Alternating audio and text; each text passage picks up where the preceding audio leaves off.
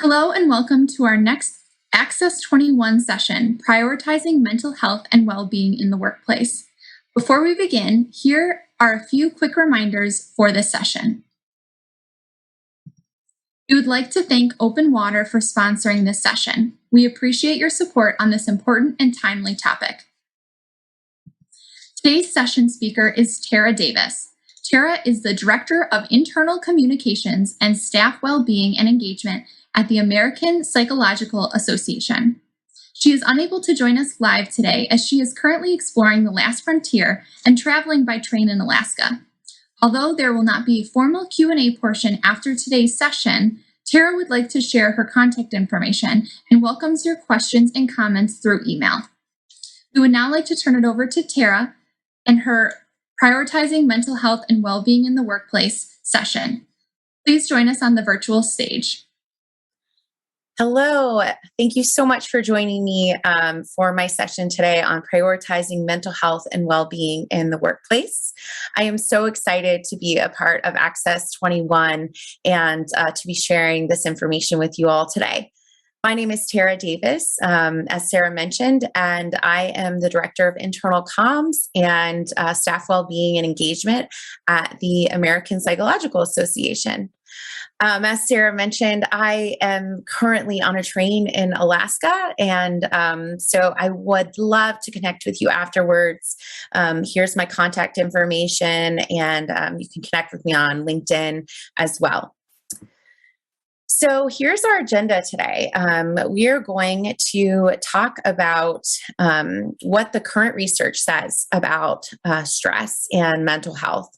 And then we're going to look at APA, the American Psychological Association's Psychologically Healthy Workplace Model.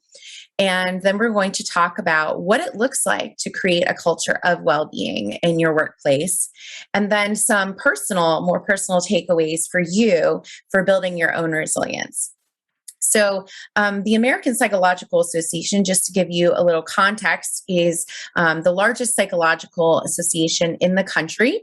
And we support psychologists, and we also, our mission is really to advance psychological science to improve lives, to improve things in society, to use psychology in order to make a difference.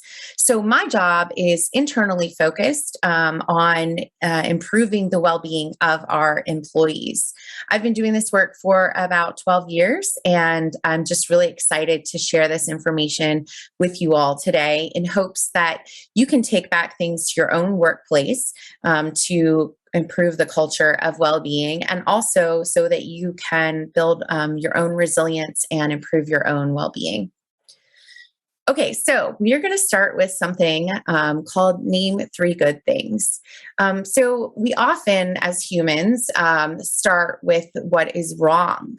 We often, in a meeting or in decision making, we think about what's the problem.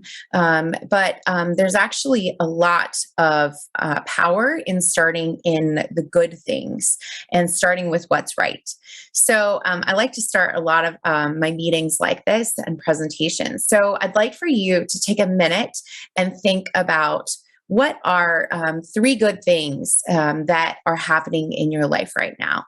So it might be small, it might be huge, it might involve others, it might be very individual, but think of 3 good things that are happening.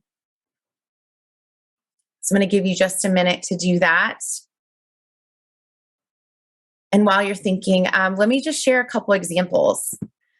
So one for me is cultivating my relationship with my husband. We have a very small toddler, and he was born right before the pandemic, just so you have a little background information on me. And we recently got to have a date night together at George Washington's estate, Mount Vernon, which is near our house. As I mentioned, we have a toddler, and he recently had his first pool experience. This is Finn, and you'll see a lot of what I shared today are things that I've not only learned in my job, but also through being a new mom during the pandemic while we were working remote. And then finally, as I mentioned, I am traveling right now, and traveling is something that really brings me joy because it sparks a sense of wonder in me. And this is me and my husband.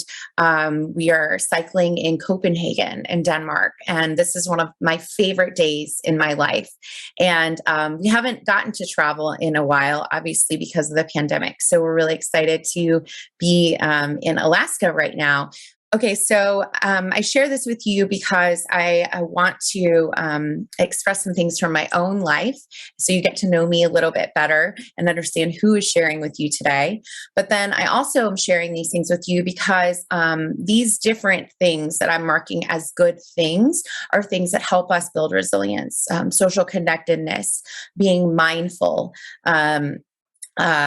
Making time to seek out wonder and joy and finding out what makes you come alive, what brings you meaning. And these are all things that we're going to touch on in today's presentation. So I just encourage you to try and start your days, your meetings, your afternoons by starting with what's good and what's right. All right, so now let me give you a little context before we talk about what it looks like to build this culture of well-being. So, the American Psychological Association puts out a Stress in America survey, and it's typically done annually. The survey looks at the effects of stressful events in our lives. And this has been going on for many years. But with the pandemic, Stress in America survey has been done more frequently because of this effect of the stressful events. So, we did a survey in October 2020, and we warned that Americans are facing a second pandemic, one that's going to persist even after the physical threat of COVID has been addressed. And we were saying that based on some of the preliminary findings that were coming out on the effect on mental health. And so our recent survey, which was done in February, indicates that this is coming to fruition. So here's some of the data from that survey. 84% of adults report feeling at least one emotion associated with prolonged stress. And something to note is that some subgroups are experiencing disproportionately high levels of stress. So people of color, and the reason is because of the syndemic is what we call it that's happening. It's not just the pandemic. It's also there's racism, and there's high political discord, and there are disproportionate effects on physically on different demographics. People with children under 18 have been managing both virtual learning and working at the same time. And then essential workers, of course, have been facing the anxiety of the virus. And then you have Gen Z adults who actually are facing a loneliness issue with the pandemic, and really just having this isolation that is causing mental health concerns. And so, because of this, many adults are struggling to cope and adopting unhealthy coping behaviors. And I think you'll find some of this data fascinating. So, 42% of the people surveyed reported gaining more weight than intended, and the average weight gain was actually 29 pounds. There's also changes to sleep patterns, of course, with more or less sleep and greater alcohol consumption as a way to cope. And then, decreased exercise, because I don't know about you, but I assume you are as well, sitting a lot more than you were in the past. And there were just less opportunities to be physically active, in particular during the winter time. And so there's decreased activity in adults as well. So I want us to think about the reason that COVID has had there are many reasons it has had such a big effect on us. But one of the things that makes it particularly stressful and anxiety provoking is that it is unpredictable. There were a lot of things that were out of our control. We didn't know when restrictions would be lifted. We didn't know when we'd be able to go back to work or if we will still go back to work. We don't know, how things might change in the schools. Are there variants? There are all sorts of things. So there, here are just a few of the ones that I mentioned and a few other ones, things that we can't control right now. This one more so in the past, but the amount of toilet paper at the store is a very real thing that we cannot control. A more serious one for me is, my child is too young to be vaccinated. So how do I handle that anxiety? And I know a lot. Our attendees are all in the science field. So, what others believe about COVID or about science, we certainly can do our best to share that information, but there's a lot of misinformation out there. So there is a long list of what we can't control, which is what makes something like COVID particularly anxiety provoking for us. Something like the flu, we've seen it in the past. We have an idea what's going to happen. We know what to expect. But this has been a whole new ballgame. So I encourage you to think about what you can control. And these are some of the things we'll be exploring in today's presentation. So these are things that, when the things that you can't control start spiraling out of control, you can really pinpoint these things. Make a list. Think about what things you can control. So speaking of what we can control, we certainly can't control that we spend 90,000 hours on average at work in our lifetime. That's a fact. That's the average. However, we can play a role in what that work looks like and what that workplace looks like. Some of us obviously are in positions to have more of an influence on that. Say if you're a CEO or an upper management. But I would argue that there are things that all of us can do to contribute to creating a healthy workplace. So what might a healthy workplace look like? So the American Psychological Association has developed, based on research, what are the essential components of a psychologically healthy workplace. And so you can see them on this model on the screen, and we're going to go into those domains. But what I want to share about the model is you see the 5 domains, and they are all really grounded in communication. And we'll talk about that as well. And all of these domains are factoring into employee well-being, how your employees are doing at work. And we don't mean happiness. We mean, are they engaged? Are they motivated? And then it also feeds into organizational functioning. And those two things affect each other. So, it's not just a fluffy thing to want your employees to have great mental health in the workplace. It is actually something that affects your bottom line, and it affects the success of your organization. And so these are things that are no longer nice to have, but they're really must-haves, certainly coming out of the pandemic. So we're going to explore the different domains and talk about what that might look like tangibly, so that you might have some takeaways to go back to your workplace. So we're first going to talk about employee involvement. So this means fostering creativity and autonomy of employees and encouraging involvement in decision making. And so here are a few ways that you might implement this. At APA, we have really started embracing employees leading our meetings instead of our CEO. So this is one of our staff members who was our MC at one of our recent meetings.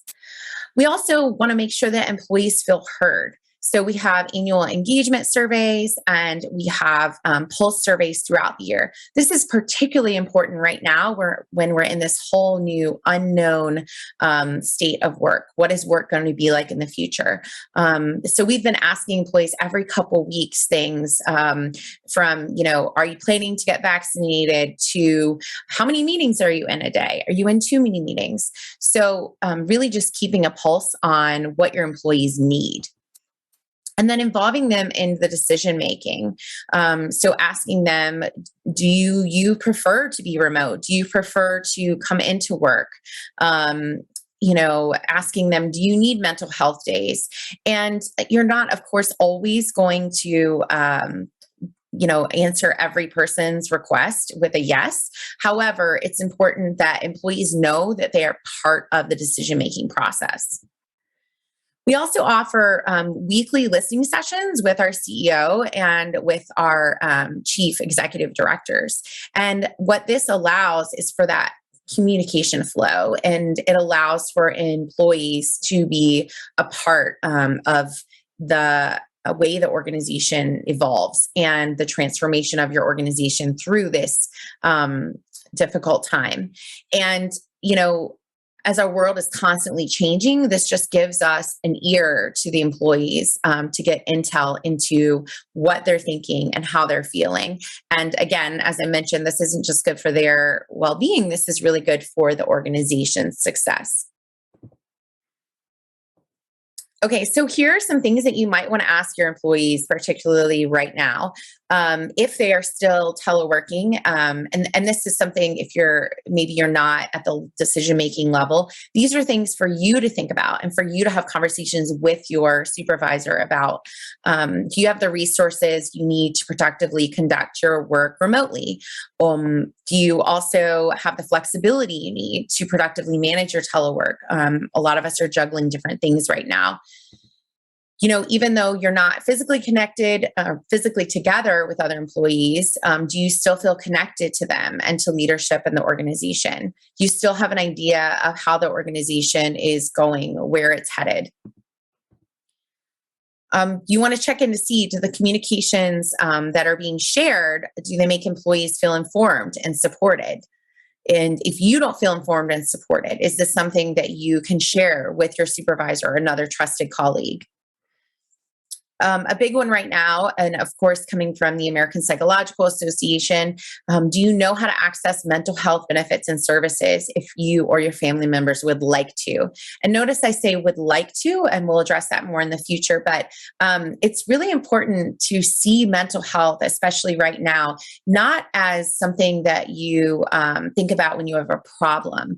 Oh, I need to go. We really encourage you to think about your health and your well-being holistically. You go and get a physical, right? As a checkup, that's just what you do. Well, in the same way, it's good to get a mental health checkup, and see maybe you could really take advantage of talking to someone or some type of therapy. So it's not just a thing that you go to if something is wrong. And so here are a couple rules of feedback that I have really come to embrace. One of the worst things you can do in an organization is ask for feedback and then not do anything with it, because that actually creates distrust. It doesn't mean that you use every terrible idea, but you should at least be considering what was shared. And what does that tell you? Sometimes it's not really about the suggestion, it's about what's behind the suggestion. So, try and use the feedback either to make a change or to use that intel in a way to shape your future communications and your programs. And then it's important to share how you're using the feedback. I think we often we get really caught in our own work, and we think, well, of course I did this because someone, requested this. but employees have so much going on right now. So it's really important to share, how you're using their feedback. For instance, at APA, we received feedback that employees were feeling lonely. So we created a pen pals program and we rolled it out saying, hey, you all indicated that you were missing social connection. So we created this. So when you do this, you're really creating ownership and investment in your company. All right, so let's talk about employee recognition. So, employee recognition, it can be monetary, it can be non-monetary, it can be formal, it can be informal. It's really important to find what works for your culture. So I say find your organization's duck because at APA, years ago, we started giving out rubber duckies as a thank you to our colleagues who had helped us with something. And it's a rubber duck. It doesn't mean anything to you, probably. But for an APA employee, it means a lot. And so I really want to encourage you to find what works for your culture. Find something that resonates with your employees. And it's also important to ask employees how they like to be recognized. Some people are terrified of being called on in a meeting with 100 other people. So it's important to ask, do you like public recognition? Do you like private recognition? It's kind of like asking about love languages. Do you like time off or do you like gifts? Ask your employees how they like to be recognized.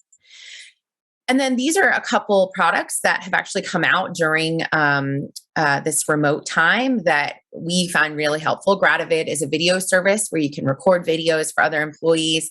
You can group them together into a story. And then group greeting is also a way to virtually pass the card around the office if someone has a baby or is going through something difficult. So these are things that can be implemented on an organization level, but there are also things that you as an employee can do. We started something called Some Good News, and what it entails is, we actually stole it from John Krasinski from The Office, as I'm sure you're aware. But for a while, things felt really bleak. So we started thinking, how can we start with what's right? How can we share the good things? So we started this segment called Some Good News, and employees just send us photos when something good happens in their lives. And it might be professional, it might be personal, but this is an opportunity to build community and also to focus on the good and to cultivate gratitude. So this is something that you as an employee could start at your organization. Another way that you can recognize your employees, maybe as a manager or as a leader, is to give leadership roles to employees. I don't mean just give them more work because they're a good employee. No one likes to be punished for being a good employee in that way, but maybe there's a way that they can grow or you can cultivate them professionally. So it's telling them, hey, I really trust you and I want to see you grow in your career. So I am encouraging you to take on this leadership role. So these are the core components. However you do recognition, it really should be timely, personal, specific, and performance-based. So those are the things to keep in mind in whatever way you determine is best for your colleagues. And so I just wanted to show just a share of what Some Good News looks like. These are a few photos that were submitted, and it's still going, and it's something that we highlight every week. And our employees have gotten a lot of, you can see the community that has built because of it. Okay, so now we're going to talk about the domain of employee growth and development. So these opportunities enable employees to expand their knowledge, skills, and abilities and to apply competencies they've gained to new situations.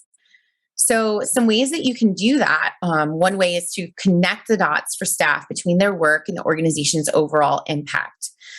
So there are a lot of measures of engagement, and I want to talk about that for a second.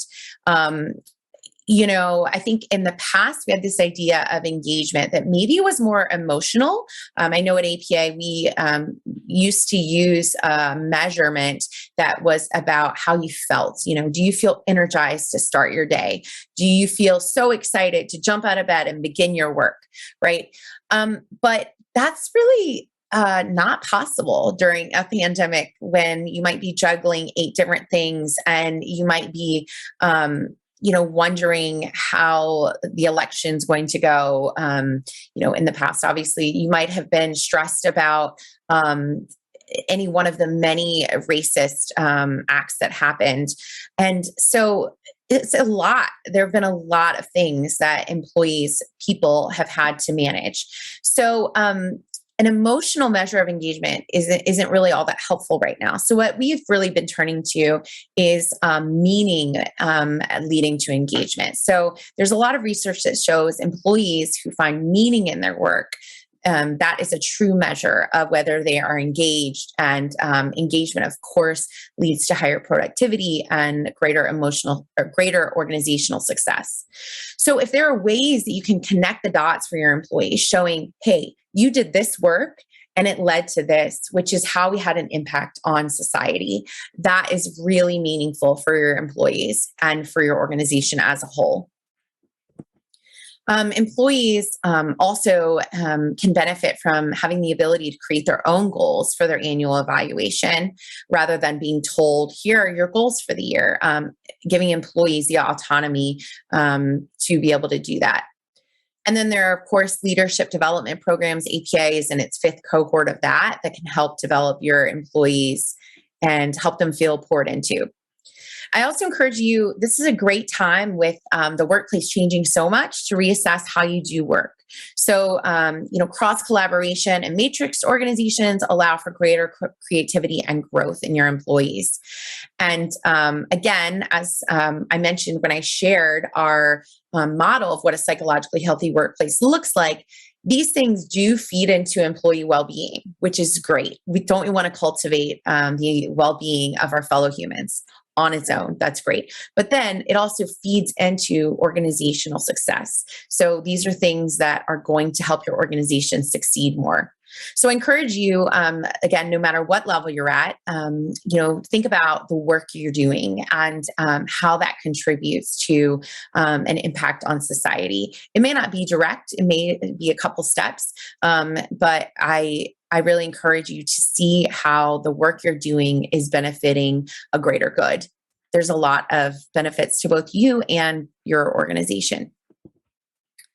All right, so now we're going to talk about health and safety. So this is something that we have spent a lot of time on in my office at APA.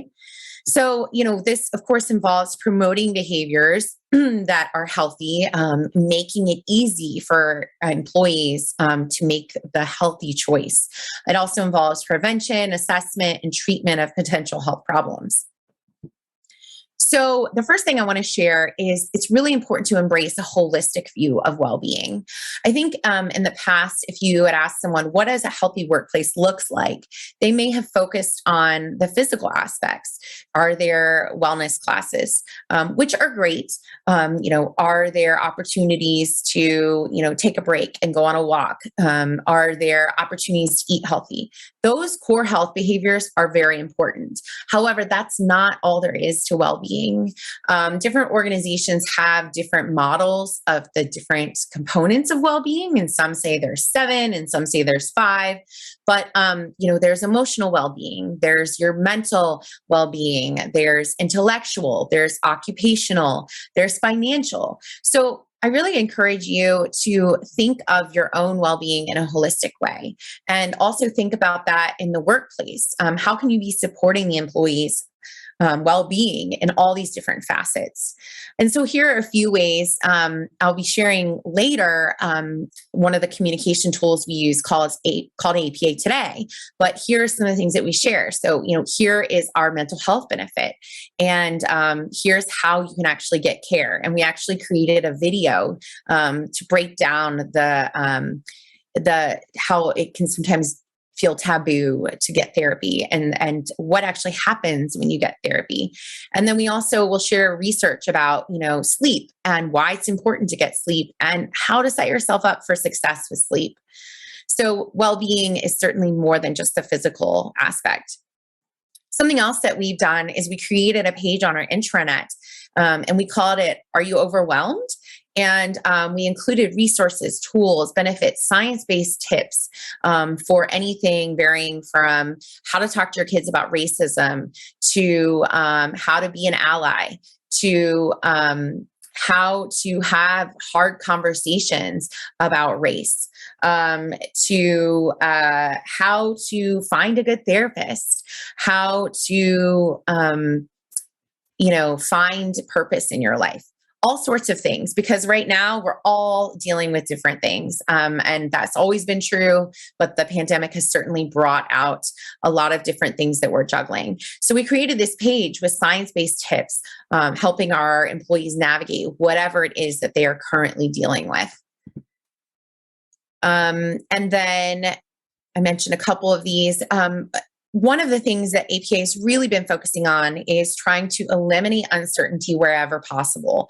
And so, as I mentioned, one of the reasons that COVID has been so earth-shattering for all of us is just the uncertainty of all of it. And I think we're all suffering from decision fatigue because there is so much to figure out that is uncharted territory. So what is really helpful is if you, for those of you who are leaders, can eliminate uncertainty wherever possible. So as far out in as advance as you can, let your employees know what you're thinking in terms of, are we returning to the office? Or, if you have returned to the office, what safety precautions did you explore?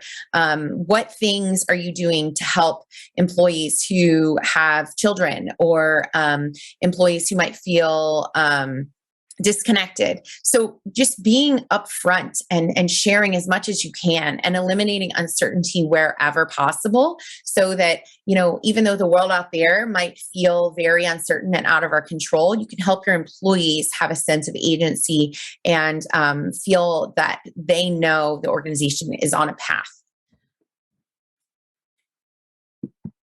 So this is just an example of what our overwhelmed page, the top of it, looks like. Feeling stressed or overwhelmed, and here are a bunch of resources. So this one in particular has information about using our employee assistance provider and also our mental health benefit. And the word overwhelmed just kept coming up with our employees when we asked how they're feeling. So we created that to address the many ways employees are feeling overwhelmed right now. I highly encourage you, if you don't have an employee assistance provider or mental health benefit, I certainly encourage you to look into that for your employees. And if you're an employee, I highly encourage you to take advantage of those benefits. All right. So we used to call this work-life balance, which was always a joke, I want to point out. But now I like to call it work-life integration because there is just one big nebulous gray area right now of work and life. And so this involves acknowledging that employees have responsibilities and lives in addition to work, and helping employees better manage those multiple demands. So, a conflict between work and other life responsibilities can diminish the quality of both work and home life, which then affects your organization's functioning and success. So again, not just something that is sunshine and rainbows for your employees. This is something that affects your organization's revenue, turnover, presenteeism, absenteeism, the list goes on and on. So what we've really been trying to establish is an empathy-based playbook. So really my motto right now is seeing our employees as people first and then producers later. So what do they need as a human? What are they going through as a human? And so here's some ways that we tangibly address that. One is through supporting staff in establishing their home offices. So when we determined that we were remote, more than about a year and a half ago, I guess at this point, we said, what do you need for your home office? We sent out sit to stand desks. We said, do you prefer to sit on a yoga ball? These seem like minor things, but now that we've been in this for a year and a half, it's kind of like the hierarchy of needs. If you don't even have an office space to do your job, you can't even think about doing meaningful, productive work. We also have been creating forums for staff to process major societal events. For example, we had a discussion about the George Floyd anniversary and the Chauvin verdict and how we could be supporting employees through that.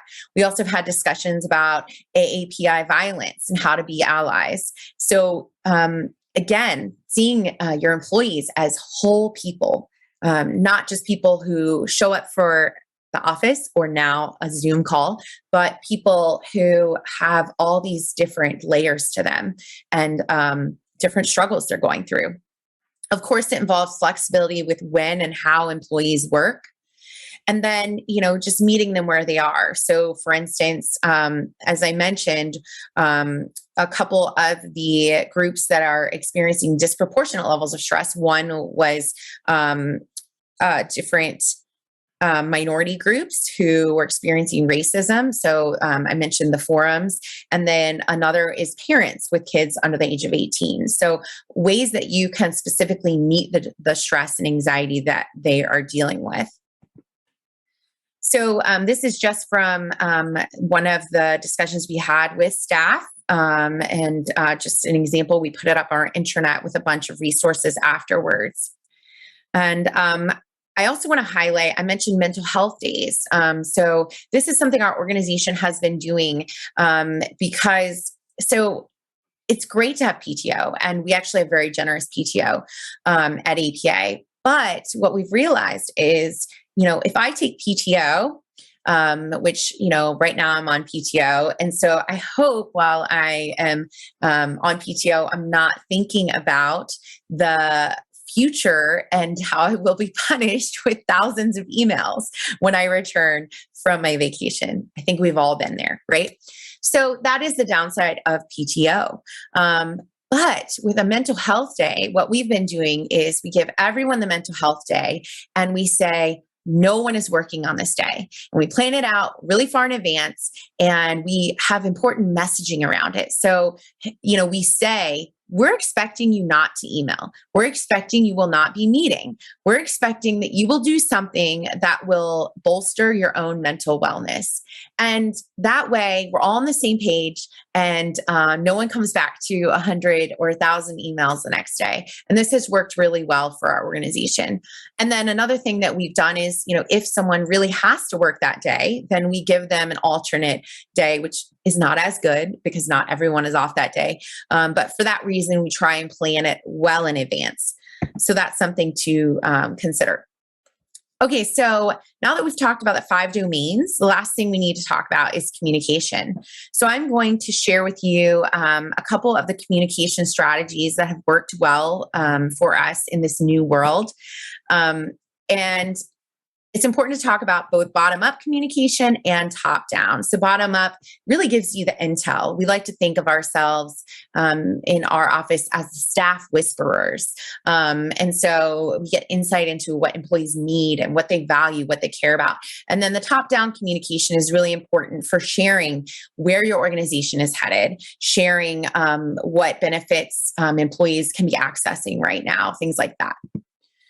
So as I think I mentioned, we do every couple weeks, we do a coffee tea break with our CEO, and employees can submit any questions they want.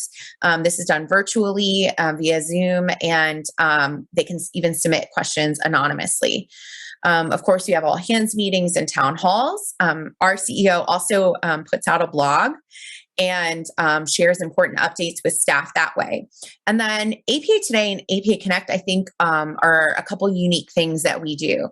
So APA Today is actually a daily e-blast. And we started this pre-pandemic. And all messages that go to staff have to go through this channel, except for messages from the CEO and except for those that are required legally to be sent separately. And so the beauty of this is you get one email that's like, here's everything you need to know happening in the organization today. Well, what has been really, really interesting is watching how this work has transformed over the course of being remote for a year and a half and through COVID. So before this digest was really about sharing policy updates or changes in workflow or procedures that staff needed to know. But what we've really been using it as now is to build connections. So you see right here, we have a question of the week, and we have about 500 employees. And the last question of the week that we shared, we had 800 unique users. And so that means that not only did all of our employees access it, but also consultants and contractors and I don't know, family members, something like that. But this is something that's really resonated with staff as a way to connect with other people. And then, as I mentioned, we also have events like the AAPI event. And then afterwards, we share the recording and we also share resources for employees to protect their own mental health during, acts of racism or to be allies to their colleagues. So here are a couple other things that you can see. We also share research about things that we're all going through right now. So are you tired of Zoom calls? Which is kind of meta because this is on Zoom right now. But research on, hey, there are ways that you can actually lower the cognitive load. So turn off your self-view, which is a great, easy thing that you can do. So the beauty of this is all the communications go through us. So they're all in one voice, and they also provide one email that employees can look at every day that tells them everything they need to know. So it's a great mechanism. I highly encourage those of you who are leaders or in communications to look into doing something like that. And then Arthur's Kitchen is another communication tool we've used. Our CEO, this is our CEO, Dr. Arthur Evans, who I believe is actually speaking as part of Access 21. He invited our employees into his kitchen and he makes a mean spaghetti and he shared his cooking recipe. But at the same time, he shared how cooking was a lot like the transformation of our organization. So he shared little food for thought bits here and there. So as you're thinking about these things, what I really want to highlight is there are the 5 domains, which research shows these things feed into employee well-being and organizational functioning and success. However, there is no one-size-fits-all approach. So some of the things I mentioned that we do at APA might work great for you, and other things might fail. And the other thing is we're in uncharted territory. What worked for APA 6 months ago, it falls flat now. And so it's a lot of time of experimentation, but it's really important to consider your organization's context. So, your success is going to be determined by how you address the challenges unique to your organization and how you tailor the policies and programs to meet those needs. And it's also important, as I mentioned earlier in my slide deck, that, certain populations are experiencing disproportionate levels of mental health concerns and stress right now. And so it's important for you to think about, how, what your population looks like. And do you meet those demographics? And if so, are you providing things to help those employees? So I would be completely remiss, even though it's not technically part of the model, if I didn't at least touch on the level of burnout that is happening right now. So Harvard Business Review has done a ton of research on the number of meetings that have increased because of remote work. And it's really causing, as I mentioned, cognitive load issues. So employees are under certain levels of stress from the constant back-to-back meetings that, if they have to be on video, they're looking at themselves and they're trying to understand how the other person is reacting. And it's harder to read signals through a video. So there are a lot of things that go into it. So I want to mention that there are things that can be done in terms of meeting and camera culture. As I mentioned, Harvard Business Review is a great resource. This is an awesome flowchart on should I even hold a meeting? Think about it. And yes, it's of course important to make sure all the important people are in the room and all the voices are heard, but do you really need to include that person's boss? Or who really needs to be in that meeting? And then it's also important to think about, does it have to be a video meeting? Could you actually make phone calls? I mean, we used to do that, right? Phone calls instead of always being on video. And so I really want to highlight it's important to be in touch with your employees and know that a yoga class is not going to solve burnout. So it's really great. We offer health and wellness classes. I'm not saying there's anything wrong with that, but you really need to address the pace of work, workload, and I feel very strongly the meeting and camera culture in order to really dig into the level of stress that employees are experiencing right now. So these are just some questions that managers can ask that would help employees. It's really important to have honest conversations right now. Okay, so we have some time left. It looks like we have about 15 minutes still. And so, what I want to spend the remainder of our time on is building your own resilience. What I've already shared is really about how organizations can build a culture of well-being and how you as an employee can contribute to that culture of well-being. But I also want to turn more inward now and talk about how you can prioritize your own mental health and how you can build your own resilience in the workplace. So, psychologists define resilience as the process of adapting well in the face of tragedy, adversity, trauma, or significant sources of stress. So, as much as resilience involves this whole bouncing back from difficult experiences, it also involves really profound personal growth. Building resilience not only helps you get through difficult circumstances, but it also empowers you to grow and improve your life along the way. So, psychologists note these 4 areas as things that factor into resilience. And there are certain factors that might make individuals more resilient than others. But what I want to stress is that resilience isn't necessarily a personality trait that only some people possess. It actually involves behaviors, thoughts, and actions that anyone can learn and develop. And that's why resilience is actually ordinary rather than extraordinary, because we all can develop it. We all can really exercise that muscle. So first, we're going to talk about connection.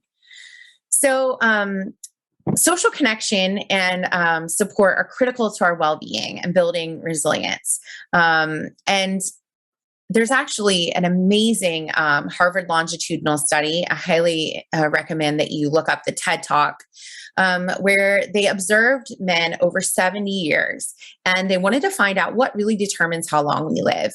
And what they found, it wasn't how many hours a day you worked out, or it wasn't, your family's history of heart disease. It was really about whether someone had one person that they could confide in, one person who was a quality relationship. Some psychologists argue that social connectedness is what really determines how long we live. And there is no argument over whether it is a protective factor. It certainly is. Relationships help protect us from the harmful effects of stress, and they're a buffer against adversity. So, what's interesting is during the pandemic, we were told that we had to be physically distant for our physical health, right? But then, as this research shows, it's important to be socially connected for our mental health. So it's been quite this balancing act. And thankfully, as people are getting vaccinated and things are opening up, it won't be as difficult. But I just really want to encourage you, friendships that felt easy before the pandemic might be harder to maintain. A lot of people are exhausted from being on Zoom calls all day, and they don't want to do it anymore. And virtual hangouts are often less fulfilling than those in person. They might feel like a cheap replacement. So, I think that we can be proactive in creating environments and forums where we as employees can connect with each other outside of meetings. So we've lost that ability to just stop in someone's office, right? And so one thing we did at APA was we used Microsoft Teams and created virtual break rooms in Microsoft Teams. And we started with maybe 2 channels. One was pets, because everyone loves pets. One was, parenting during the pandemic. Now we have about 20 channels of things that employees have suggested. And it's a book club, and it's a watch club. And it's just a way for employees to, connect with one another. And then, we are also encouraging creative forms of social connection to avoid Zoom fatigue. So as I mentioned, we're doing the questions of the week, and we have our Pen Pals program. We also started something called Coffee Connections, and it's very easy to set up. Employees just say, hey, I want to meet up with 4 or 5 other people across the organization, and we set them up on a Zoom invite, and they get together and talk about life. So there are things that we can do, to be creative during this time. And so this is what the virtual break room might look like. And those are some of the channels that I mentioned. And we also have been doing health and wellness challenges. And so that's something that you can also use to connect with others. We talked about self-care challenges. And here's an example of our question of the week. So we asked, what's something that has brought you joy? And employees submit photos and have the ability to comment. And so, as I mentioned, Zoom does get old. So here are some alternatives in case you're still trying to figure out what social connectedness looks like. All right. So another big area in terms of building resilience is fostering wellness. So one of the things that is very clear is movement is so important for our mental health, obviously our physical health. So in one study, working adults who participated in moderate physical activity had half the perceived stress as working adults who did not participate. And research also shows that physical activity may cancel out some of the negative effects of stress, including the impact of stress on our immune system. Another study, there's so many in terms of movement and mental health, but employees who spend 2.5 hours a week being physically active were more satisfied with the quantity and quality of their work. They took less sick leave, and they had increased work ability than employees who did not engage in physical activity. On the most basic level, employees who take breaks are more productive and able to focus on a task for a longer period of time than employees who do not, which is counterintuitive. You think if you just push through, you'll get more done. But our brains actually require that change of stimulation. And so if you take a break and go back to your work, you're actually more productive. As I mentioned earlier, protect your sleep. I'm just going to gloss over that, but I have a ton of resources on ways to protect your sleep if that is of interest to you. Establish routines, knowing that they might change. So again, this goes back to the uncertainty piece. So being predictable actually can induce calm and manage stress caused by unpredictability and uncontrollability. And it heightens our belief that we are in control of a situation that otherwise feels out of our hands. So in whatever ways you can establish routines, giving yourself room to change them, it will be beneficial to your well-being and building resilience. And as I mentioned earlier, get your mental health checkup. We had an athlete talk with us from the NFL, and he said, I don't go to see a therapist or a psychologist when things are wrong. I go to get an edge on my opponents. He sees it as just a part of his well-being that needs to be checked up, just like his physical health. And then, of course, practicing mindfulness. So I just want to share a couple things about mindfulness. Some people think that mindfulness means turning off your thoughts or stopping your brain, quieting your brain. But it's really about learning more about how you think. It's about paying attention in the present moment on purpose, with curiosity and without judgment. So you can either practice this formally through something called Headspace is a great app, or the Calm app, or this amazing 5 senses mindfulness exercise, which I often use. So you name 5 things you can see, name 4 things you can feel, and so on. So those are formal practices, but you can also practice it informally, really just by being the pilot of your moments. So being in the present moment. And if you aren't really sure what being mindful looks like, look at a child. When my son Finn is playing with his Daniel Tiger trolley, there's nothing I can say or do that is going to take his attention away from it, because he is very mindful in that moment. He feels the trolley, he's thinking about the trolley. So that is a way that we can go throughout our day and we actually create our life by design instead of being on autopilot. Another thing that is really, really good for our well being is to seek out nature and connect with nature. And there's an amazing study that found that even looking at pictures of nature can improve your mood. And then there was also a study where they had one group go on a nature walk and the other group just went on, a normal city walk. And the group that went on the nature walk, they actually reported higher levels of well-being because of noticing the trees and the grass and the plants. And then to take it even a step further, they asked a group to they asked them awe-inspiring questions. And they asked them like, hey, notice how, the tree reaches up to the sky, and notice how grandiose the sky is. And just big picture questions. And those participants expressed even higher levels of well-being when they sought out wonder. They also noticed that the pictures that the people took, if they were asked to seek out awe and wonder, the images of themselves, the selfies, were fewer and fewer, and the pictures were more pictures of life and of the world around them. So it just shows that seeking out wonder in the ordinary can actually connect us to the bigger picture of life, which is really good for our well-being. So along those same lines, finding purpose is really important. Helping others, there's so much research about the benefits of altruism. Some might argue, is it really altruism if there are benefits? But you're not really doing it for those benefits, right? They just come along with it. So it really is good to be good.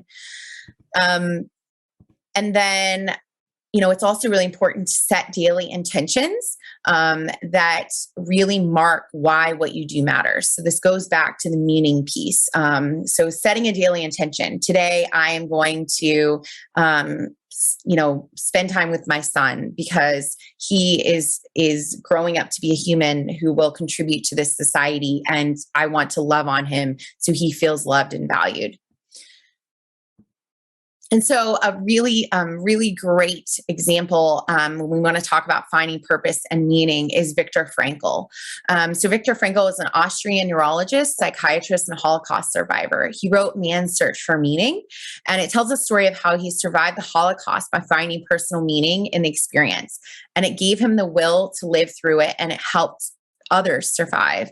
So even at Auschwitz, the worst of circumstances, some prisoners were able to discover meaning in their lives, if only in helping one another through that day.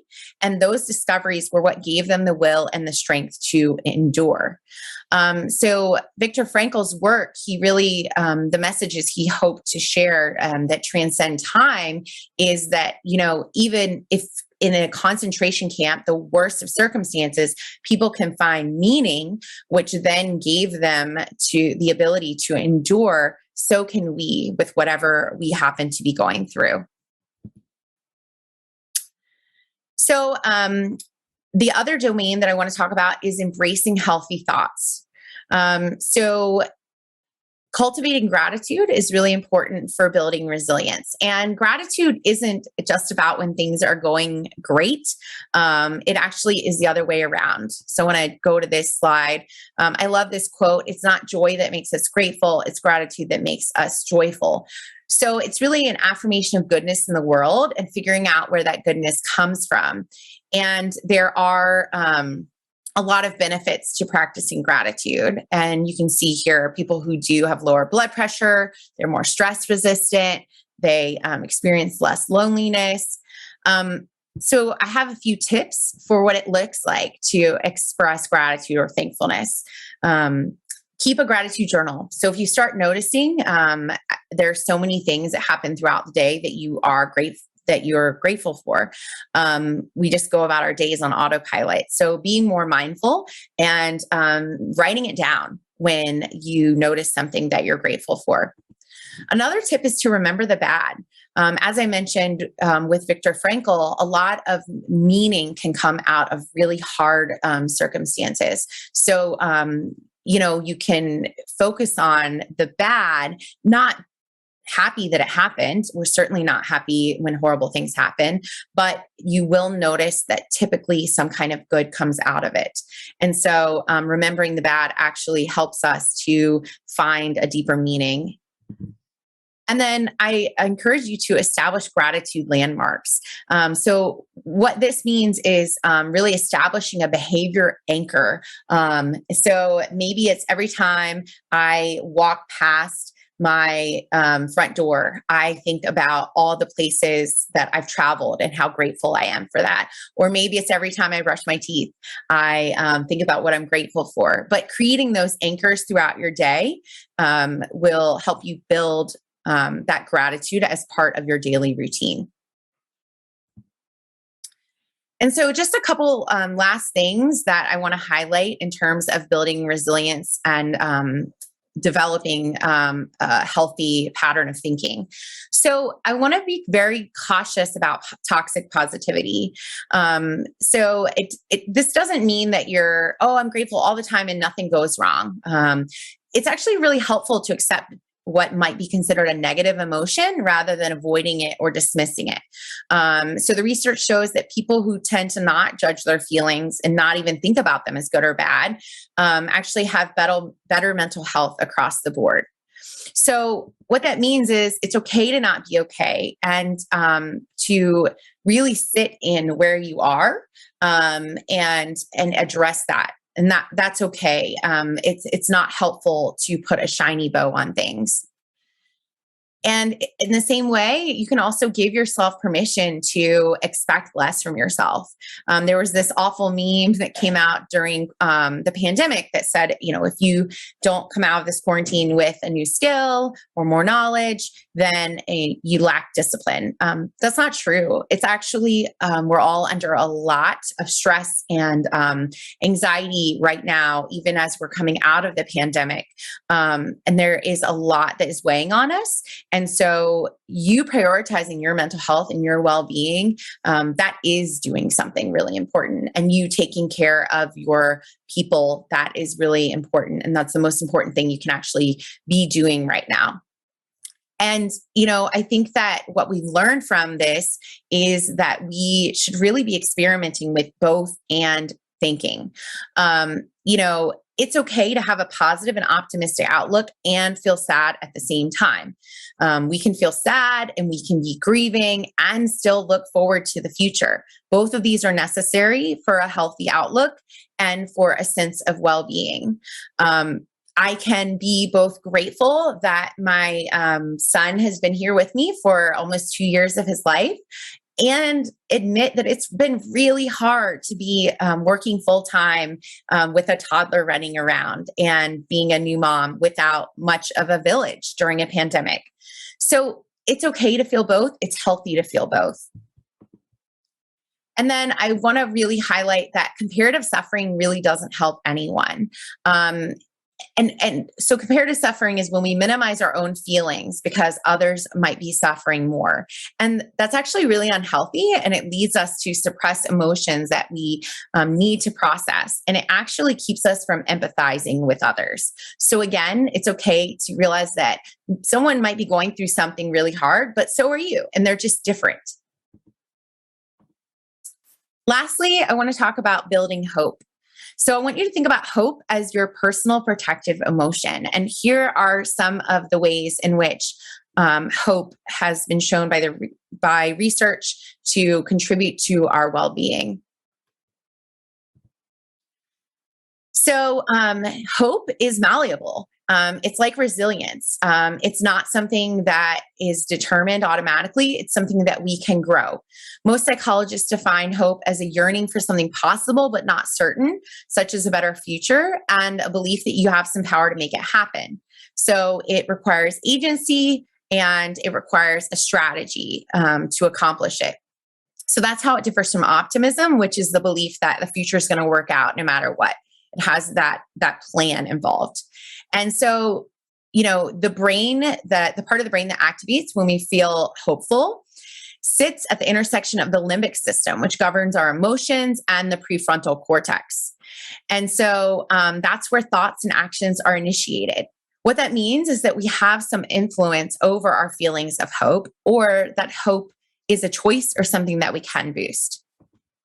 So that's the science behind it. So how can we do it? One way is reading history. As I mentioned, Man's Search for Meaning was a really helpful piece about the Holocaust and what people went through. And it has helped me put things in perspective in my life. And it has reminded me that bad times do end. And it's given me an intimate peek at how people have held on to hope in the darkest of times. What future casting is imagining yourself when life returns to a more normal state. What will your home be like? What will your family be like? What will your career be like? And you picture it in great detail. And those are your goals then. And so then you think about how you can actually accomplish them. And that's the agency piece. So tackle home project. So again, this doesn't mean that you had to learn a new instrument or a new language or anything like that. However, tackling a home project can actually be a way of building your hope. So anything you do where you take an action that allows you to connect, whether consciously or not, with the idea that there's a future that you're moving towards, that is a hope intervention. You're doing something now to look after your future self. So it's not actually a waste of time to do some of these random tasks. It's actually a hope intervention because you're projecting into your future. Finally, right now, a lot of this might sound daunting, both for building the culture in your workplace or also for building your own resilience. Maybe you've done some of these things. Maybe some of them just seem so far away because it is a really hard time. I just want to encourage you, there is a science behind taking small steps.